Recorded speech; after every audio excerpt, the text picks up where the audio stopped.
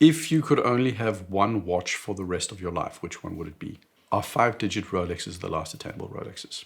Why is value something that's still discussed? 50,000 subscribers.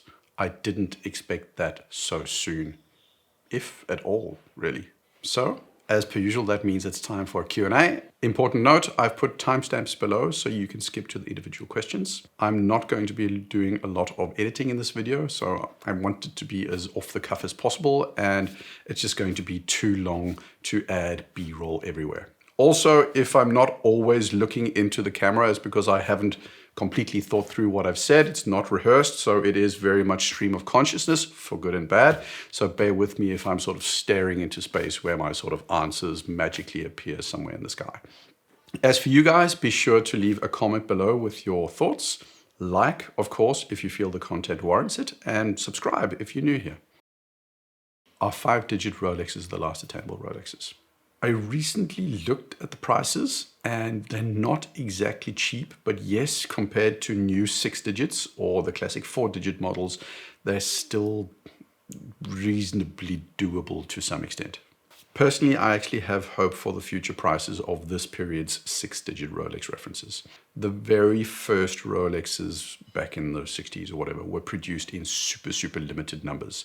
There just aren't that many watches from the 60s and thereabouts around, so those limited originals were always going to end up commanding a premium. But today, consider how many Submariners get made every year out of the estimated 1.2 million watches Rolex produce every year. In 10 or 20 years' time, those current day 6-digit subs aren't going to be particularly rare simply because so many are being produced. And I do think those current day 6-digit models are going to be more attainable than speculators are hoping, simply because of the ubiquitous nature of a product of which 1.2 million a year are being produced. Which watch are you buying to celebrate the milestone? I'm not. It's been less than 3 months ago since I bought my Pelagos FXD, and it's just too soon to spend that kind of money on another watch. Having said that, I've got a couple of different watches that I keep going back to at the moment. There's the Anodyne Aqua or Teal dial. There's a Fulanmari Disco Volante that I haven't seen in the metal, but I think it looks cool. So I'm a little bit unsure about the case shape, but I think it has something special that I at least want to check out. So they're both definitely on the list. Of watches that I've had hands on that are sort of in my sort of zone of possibility, there's the Hanhart 417 ES, which is a 39mm Panda chronograph. Then there's the Omega Speedmaster in white, which I think is ridiculously cool, but I just can't make up my mind if it's necessary since I already have the black one. And yes, it's a white dial, and yes, it looks cool, but do you really need both? And can you justify both? And I have other white dial watches, so exactly what space is it going to take in my collection? Also, basically like 5 minutes ago or not long ago, Omega sort of sneak launched a new Seamaster with Daniel Craig wearing something on his wrist. Nobody really knows what it is, but if it is a 300M with a 40mm case and maybe an anodized bezel, no date, that would probably be high on the list, despite the fact that it's yet another boring black and white steel diver. I've also got a bit of a hankering for a Grand Seiko GMT. The reference numbers of Grand Seikos always sort of escape me, but it's got this off-white dial, and the only reason that's been holding me back is because I've sort of painted myself into a corner with Grand Seiko because I want a 5 Hertz movement, and I like the Grand Seiko GMT, but it's not a 5 Hertz. So it's like, what am I looking for? Because I think the watch itself is gorgeous, but there's just a movement component, and I haven't really found a 5 Hertz Grand Seiko that is quite the one I'm looking for. And finally, the Tag Heuer Skipper. I like the colorway, and I think it's really well executed. And if it's going to be my first Tag Heuer for 20 years, the Skipper is a good option. If you could only have one watch for the rest of your life, which one would it be? Oh, that's unfair. You might as well ask me to choose between my children. I think if it were in the collection of the watches that I already have, the Seamaster 300M No Time to Die would probably be very high on the list. Maybe my Explorer 2. You know, it's a ridiculously different question to ask. I like variety, I like change, and that's why I don't have just one watch. I like having options, and I don't think I'd ever be particularly good at being a one watch kind of guy. What's the difference between the gray market and the secondary market? I'd actually refer you to Federico Talks Watches. He does a pretty good job of explaining the difference from a dealer perspective. To me, it doesn't really make a difference. It's just not ADs and pretty much everywhere else. Are Watchwinders good or bad? So the argument for Watchwinders is that your watch is ready to go whenever you need it, plus you keep the movement in motion, and that means the oils and other lubricants don't set in the movement and end up causing damage. The argument against is that you impose more wear and tear on the movement by having it move more than it actually needs to. A watchmaker I know said to me that newer lubricants don't really need to move constantly, and as long as the watch is used every couple of months, you're going to be fine. So from my position, they're not really necessary. I've had some, but I don't anymore. They take up too much space, and I rarely have more than 1 or 2 watches in the house at a time. The rest are in a bank vault and get switched out every now and again, so it's not really useful to me. Do I have G-Shocks in my collection? Of course I do. I've got a Mudmaster GWG 1000. I've got a GG 1000. I mean, they're huge. They're ridiculously large, but they're kind of cool, and that's why I bought them. Not that I really wear them that often.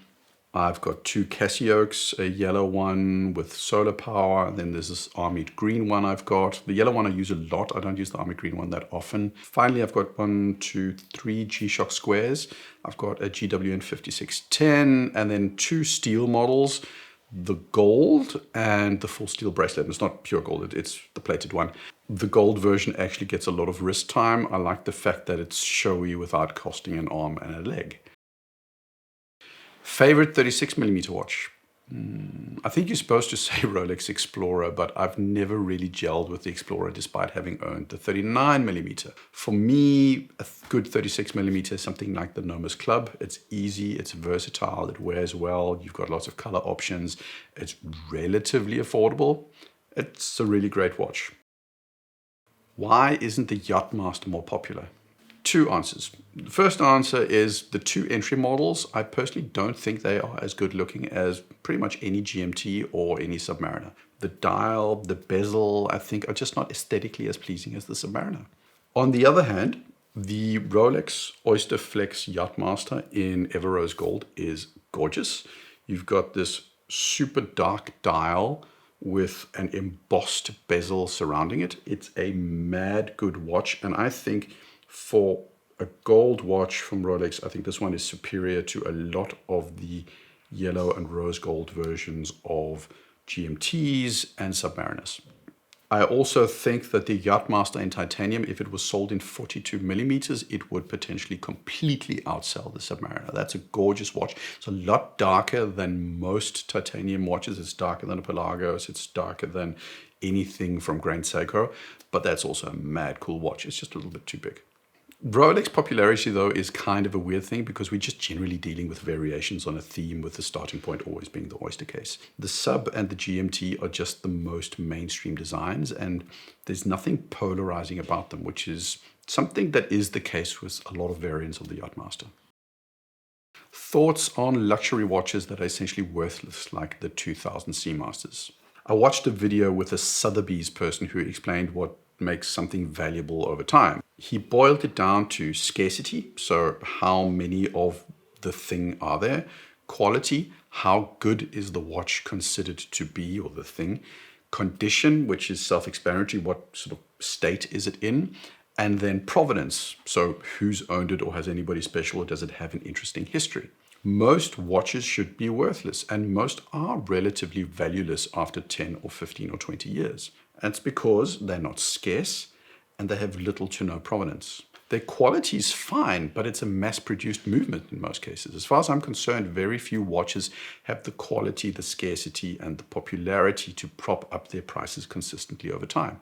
They should be cheap, but having said that, watches from the 90s and 2000s are pretty good from a manufacturing perspective. We're not quite at today's levels. So today a watch is so good that manufacturers easily offer 5, 7, 10-year warranties, but manufacturing standards were generally already pretty high from the late 90s and onwards. So you're often getting a good watch if you find a 90s Tudor or a 90s or early 2000s Omega. Why is value something that's still discussed? You can't discuss value with anybody without first discussing how people define value. That's the reason. There are some people for whom value entirely equates to owning a Rolex because the Rolex has the best resale price retention or the best value retention on average of any watch out there. For them, anything other than Rolex is bad value. The next person you talk to is looking at a Seamaster 300M, which for $6,000 will never be sold, but the owner knows it could potentially function forever with a service every 5 to 8 years. Is a completely different definition of value for those two people. Somebody else will feel that the only value to be had is with Chinese replica watches, and anything made in Switzerland is bad value because the markup relative to the production cost is too high. No matter what the definition in the Oxford Dictionary is, value is subjective. So people are going to define it differently and going to want to discuss that. And that's also why people get so frustrated online and everywhere else when talking about value, because two people are talking about value, but they're interpreting the concept and its importance super, super differently. At the end of the day, no matter what the definition, I think people are just trying to get something what they see as a good deal in whatever way they define it.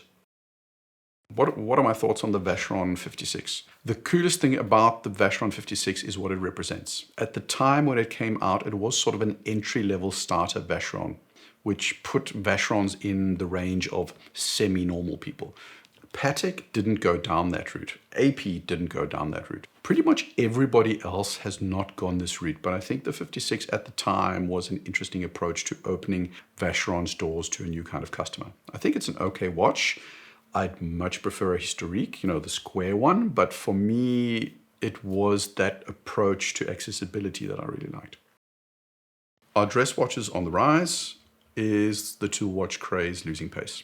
Anything with a steel bracelet has been super popular the last 10 or 20 years. Submariners, Ingenieurs, the Noah's Club Sport, Datejusts, Christopher Ward 12s. Go back to the 80s and bracelet watches were also popular back then. You have to go really far back to find a time where dress watches were all the rage.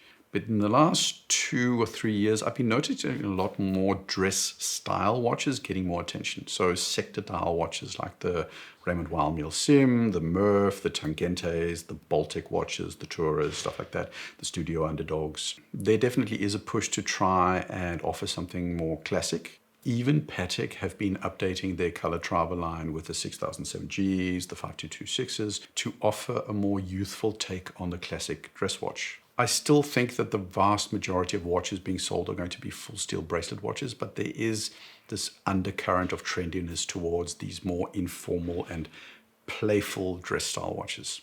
Another trend I've been noticing is that people are branching out from the mainstream brands. I do think there's this trend to go off the beaten track and away from the more established, centrist, middle-of-the-road brands like Longines and Tudor and Omega. For now, it's not something I have data on. I base it on when I read fashion magazines and when I meet people in creative environments. They're not choosing Tudors and Rolexes to the same extent that they used to. They're choosing the less recognizable, the more esoteric watches. And there are more watches on straps that have a dress style origin. What's going to happen with watches in 20 years time? I did a full video on the general trajectory of the watch industry. I think I'll link it up here. I think I'll have to do an in-depth follow-up, but you should check it out there. Okay, this is a long question. Great channel, very interesting and informative. Thank you. Just started collecting Tissot Gentleman, Greenface, and the Hamilton Murph. Nice watches. I spoke to a watchmaker who has been mending high-end watches over 30 years. He dismissed my watches as overhyped, overpriced Swatch Group tat and said he wouldn't buy any modern watches anymore as all are very poor. Is he just a grumpy old man or is there any truth in it? He's a little bit grumpy, but there's a more detailed answer. Let's get into that. Cool. Your watchmaker friend is right and he's wrong. And that's a little bit of hedging on my side, but here's a fact. A good movement produced today is going to last you a lifetime. A coaxial escapement Metas 8900 movement from Omega is probably one of the best mass-produced movements ever produced, and it's built like a tank.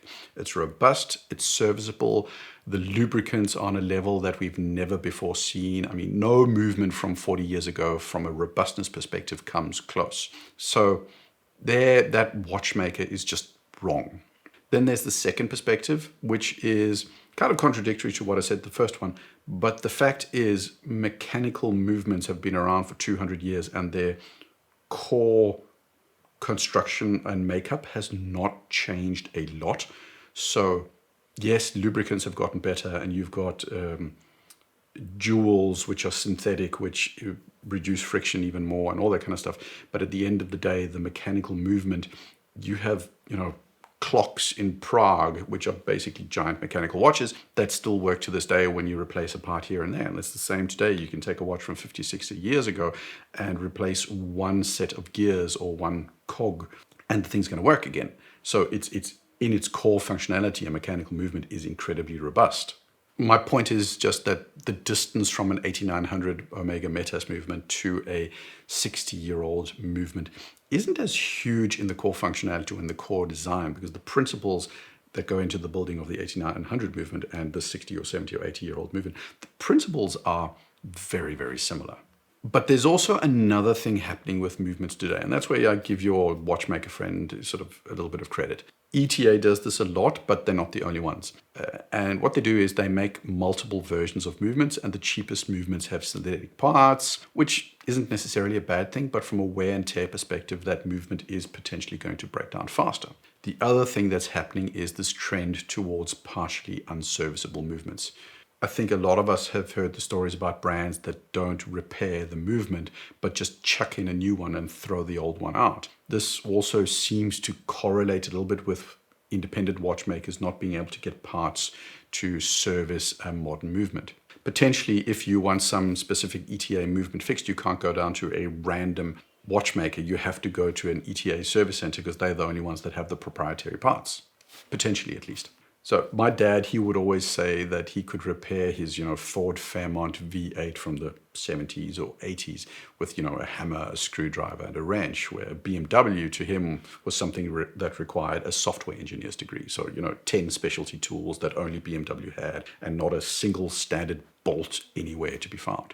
It's just like an iPhone that is fundamentally unrepairable for most people. From that perspective, your watchmaker friend is probably correct. The movements today are in a lot of ways excellent, but they are potentially unserviceable, sometimes not as solid as an 8900 Omega Metas movement, and the parts are impossible to come by. And then if you're also a little bit nostalgic, which it sounds like your watchmaker friend is, then this newness and this mass production and this sort of controlling the supply chain is just not what resonates with what he sees as true watchmaking.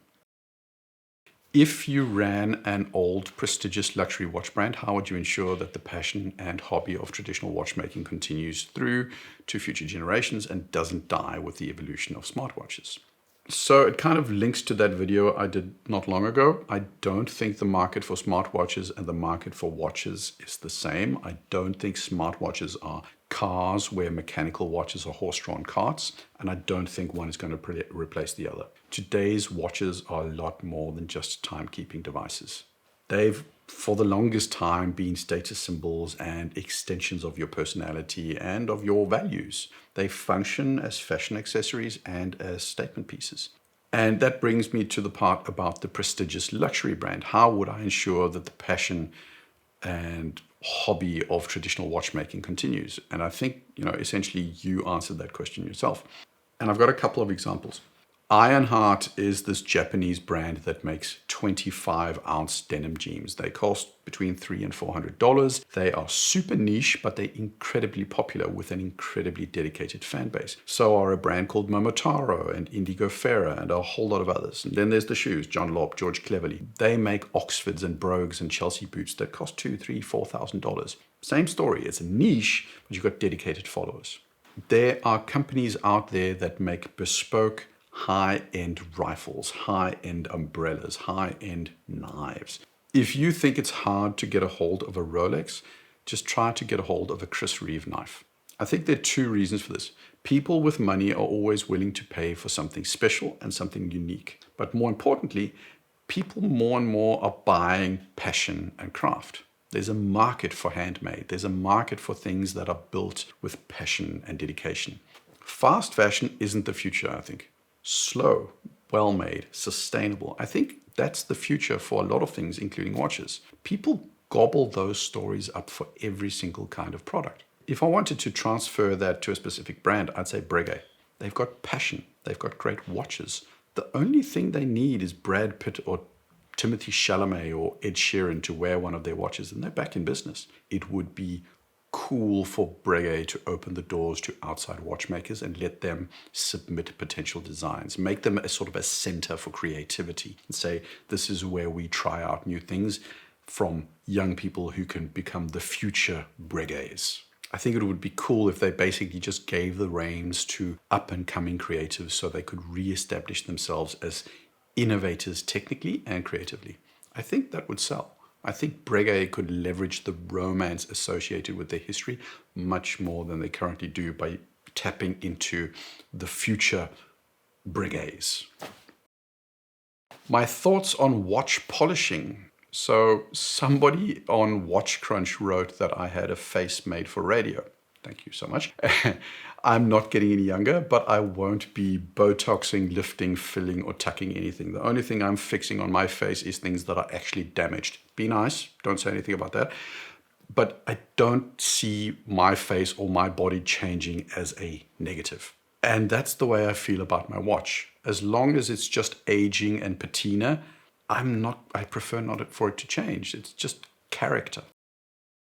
Have you gotten sick and tired of watches? No, but since I've started this channel, I've become a little bit more critical of brands. When you start investing time in the hobby and reading up on brands and seeing how they work and talk to people in the industry, you do, or I do at least, get a little bit jaded about the marketing and the smoke and the mirrors going on. It does sometimes take some of the pure joy out of the hobby when you know what goes into sort of this making of the sausages. Having said that, I'm just in love with watches. I can't get enough of them. Christopher Ward 12X, yay or nay? It's a cool watch, I wouldn't buy it. The 12 itself is a cool watch, but skeletons are really an acquired taste. There aren't a lot of skeletons that I like. Zenith often does good ones, but some skeletons, like some of the Tag Heuers, are hideous. For those that like skeletons, the 12 is a good variant, but it's a niche product meant to show off what CW can do. It's not meant to be bought by millions of people. It's meant to impress, and it does, but I wouldn't buy it myself. When a watch says it requires a service once in 5 years, I tend to understand as it's presumably running all of those 5 years. What if they sit idle for around 3 years of it? Does it mean I can push it till 5 actual running years? I'm not an expert watchmaker. Very clear on that. I'm not a movement buff. But very short version, if you go back to watches made 60 years ago and the lubricants that went into watches 60 years ago, those kind of lubricants, if they did not move around and actually stay in motion, they would gunk up and basically essentially clog up the movement over time.